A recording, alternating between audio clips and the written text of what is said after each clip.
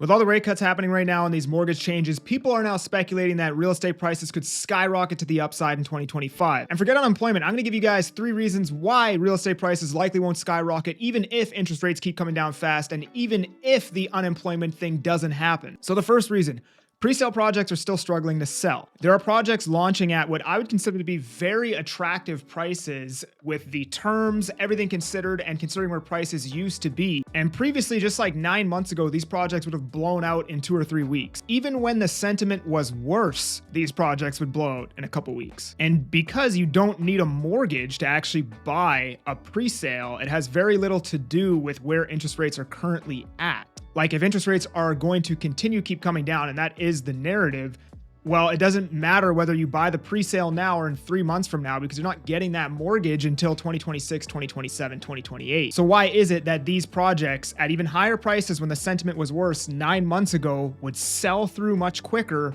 and today they're not? Well, I believe it's simply because people are broke. It's going to take a while for people to have money again. After interest rates went up fast and everybody's mortgages went up, their savings has been getting depleted every single month. And for those savings to now start gaining or recuperating, interest rates have to come down.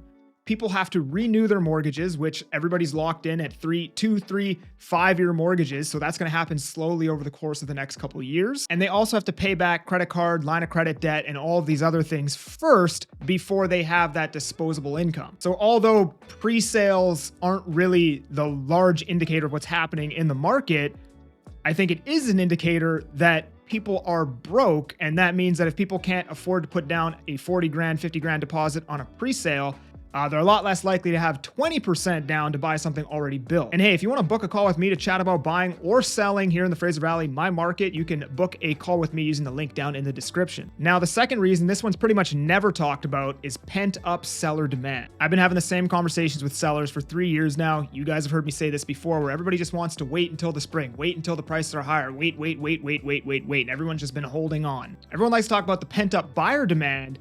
I also see a lot of pent-up seller demand. So let's just say the prices were to rise 5, 6, 7, 8%.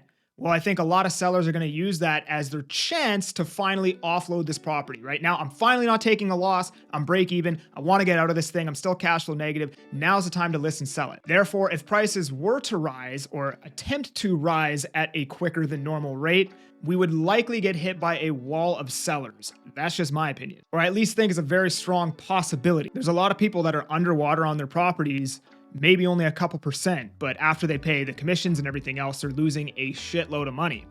Well, if the market were to go up 6, 7%, a lot of these people would be break even. And I think, like I said, they'd be taking that chance to now finally offload that property. And then the third reason is that the buyer pool is still largely priced out of the market. Wages need to increase substantially, or interest rates need to come down substantially for that to change. Now, like I said before, Vancouver specifically is a market that's largely driven by wealth. But again, people don't have very much of that anymore either. Now we're starting to see a little bit more of that come back with the stock market at all-time highs and crypto at all-time highs. And a lot of people in Canada that have placed their money in the stock market, they've moved their Canadian dollars into American dollars, and those stocks have appreciated. Pulling that money out and putting it back into real estate can look really attractive at this point. That being said, that's probably not a majority of the market. And this isn't the main driving force for why I think prices aren't going to rise fast. This is just one of the factors for why I believe prices won't rise fast. Now, all this being said, I do think it's a strong possibility that we end the year up from where we're at right now. 3 to 5%, I think, is very believable, if nothing catastrophic happens. But I find it very hard to believe that you're going to see an 8 to 12% increase like we have,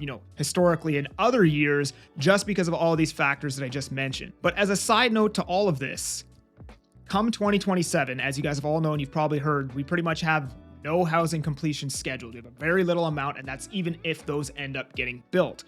Come 2028, there's hardly anything again. So the pain that could happen in 2025 may be short-lived. And as we get into 2027, we're going to have very little supply in our market again. And then obviously looming in the background, we have unemployment and also the immigration thing that's happening right now, which I'm not going to speak to because I honestly have no idea what's going to happen with that. People are saying that, we're going to be negative immigration for the next whatever years.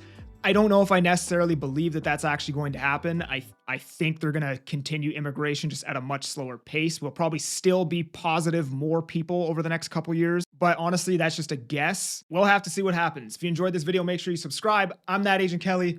I'll make a move, smooth you. Peace.